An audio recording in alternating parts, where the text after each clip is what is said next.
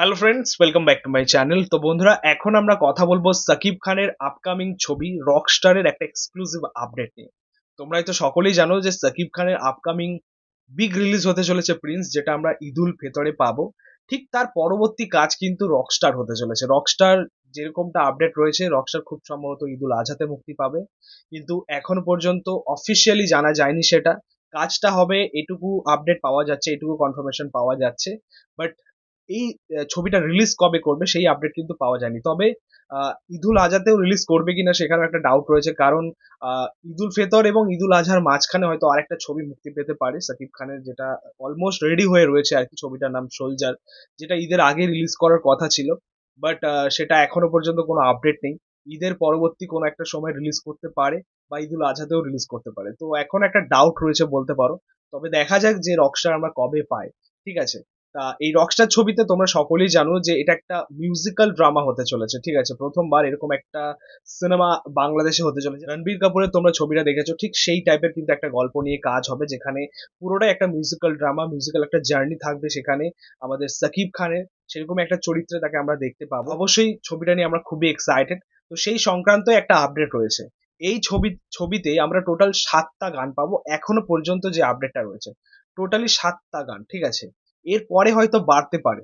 যেহেতু একটা musical drama, সেখানে হতে পারে আরো এক দুটো গান অ্যাড হতে পারে। ঠিক আছে, মানে এর আগে আমরা যে কটা বলিউড থেকে এই টাইপের ছবি পেয়েছি মিউজিক্যাল ড্রামা মেনলি, সেগুলো কিন্তু সেই ছবিতে কিন্তু বেশ 8টা 9টা 10টা করে গান আমরা পেয়েছি। ঠিক আছে, 11টা 12টা করে গান আমরা পেয়েছি। তো এবার এটাই হচ্ছে দেখার যে 7টার মধ্যে সীমিত থাকবে নাকি আরো বাড়াতে পারে। রকস্টার এই টোটাল 14টা গান রয়েছে। তো আশা করছি যে রকস্টার ছবিতে, মানে সাকিব খানের আপকামিং এই ছবিটাতে 7টার বেশি গান থাকবে। এখনো পর্যন্ত সেটা জানা যাচ্ছে, একটা ভেতরকার আপডেট, যে 7টা গান আজ থাকবে। বাট এটা বাড়তে পারে যতটুকু অনুমান করা যাচ্ছে। কারণ এই মুহূর্তে দাঁড়িয়ে বাংলাদেশের গান ভালো হচ্ছে, বাংলাদেশের প্রত্যেকটা সিনেমার মধ্যে গান খুব ভালো হচ্ছে। সেখানকার সঙ্গীত পরিচালকেরা খুব ভালো গান বানাচ্ছেন। আরাফাত মহসিন রয়েছেন, তারপরে লাগে উড়াধুরা যিনি গানটা গেয়েছিলেন সেই রয়েছে। তো খুব ভালো ভালো মানে ইউনিক ইউনিক গান পাচ্ছি এই মুহূর্তে। সত্যি বলতে একটা সময় বাংলাদেশ সিনেমার গান কিন্তু একদমই শুনতাম না, শুনতে ভালো লাগতো না। মানে অ্যাকচুয়ালি যখন থেকে আমরা সিনেমা দেখা স্টার্ট করেছি আমাদের জেনারেশনটা, সত্যি বলতে নাক সিটকোতাম বাংলাদেশের গান শুনে।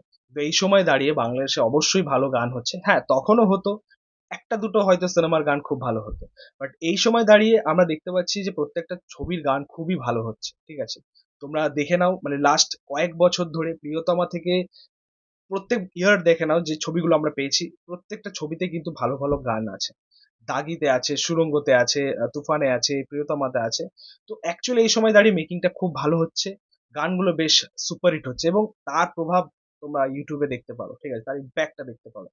তা যাই হোক, আমরা রকস্টারের এই পুরো অ্যালবামটা নিয়ে খুবই এক্সাইটেড, পুরো জুকবক্সটা নিয়ে খুবই এক্সাইটেড। পাশাপাশি এটাও জানো যে এই ছবিতে 2-3টে নায়িকা থাকতে চলেছে। ঠিক আছে, আমাদের সাবিলা নূর এবং তানজিয়া মিথিলা, পাকিস্তানি একজন নায়িকা। তো 2-3টে নায়িকা কিন্তু থাকবে এই ছবির মধ্যে। তো এই গানগুলোর প্লেসমেন্ট এখন দেখার, এবং কার জন্য কিরকম গান রয়েছে সেটাও কিন্তু দেখার। সো ওভারঅল এই ছিল রকস্টারের আপডেটটা। তোমাদের মতামত, রিয়াকশন অবশ্যই কিন্তু কমেন্টে জানিও। ভিডিওটা ভালো লাগলে অবশ্যই লাইক কমেন্ট শেয়ার করে দিও। পাশে থেকে সাপোর্ট করো, চ্যানেলটাকে অবশ্যই সাবস্ক্রাইব করে যাও। পাশে থাকা বেল প্রেস করে দিও পরবর্তী ভিডিওগুলো। থ্যাংক